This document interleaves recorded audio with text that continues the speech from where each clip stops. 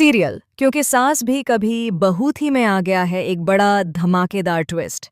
एक तरफ नो और मिहिर के बीच कुछ कुछ हो गया है और अब मिहिर को बहुत गिल्टी फील हो रहा है। वह किरण से कहता है, तू किसी अच्छे एडवोकेट को जानता है क्या? किरण पूछता है, क्यों? मिहिर कहता है, मैंने तुलसी के साथ बहुत गलत किया है और मुझे उसे डिवोर्स देना है। इसके बाद तुलसी सोचती है कि उसे नोना के पास जाकर बात करनी चाहिए, तभी सब सही हो सकता है। वह नोएना के पास पहुंचती है और कहती है कि जो कुछ भी हुआ वो बहुत गलत था। नोएना को लगेगा कि तुलसी उस रात की बात कर रही है।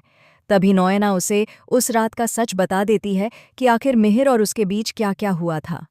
नोएना तो मिहिर और तुलसी का रिश्ता तोड़ना ही चाहती है। अब कहानी बहुत इंटरेस्टिंग होने वाली है क्योंकि यह सच जानने के बाद तुलसी पूरी तरह टूट जाएगी। वह एक जोरदार चांटा मारेगी नोएना को और उसे सबक सिखाएगी। घर जाकर मिहिर को भी उसकी गलती महसूस करवाएगी।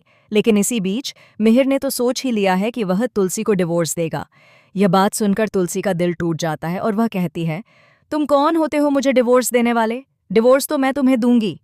एक तरफ माँ बाप का रिश्ता टूट रहा है और दूसरी तरफ अंगद इस सबसे अनजान वृंदा के साथ उसके घर में रह रहा है।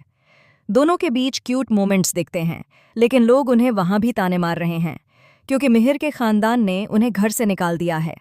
इसके बाद सीरियल में एक और इंटरेस्टिंग ट्विस्ट आएगा। जब भी नो मिहिर के करीब आने की कोशिश करेगी, मिहिर उससे चिढ़ेगा और उस पर गुस्सा करेगा। वह नो से नफरत करना शुरू कर देगा।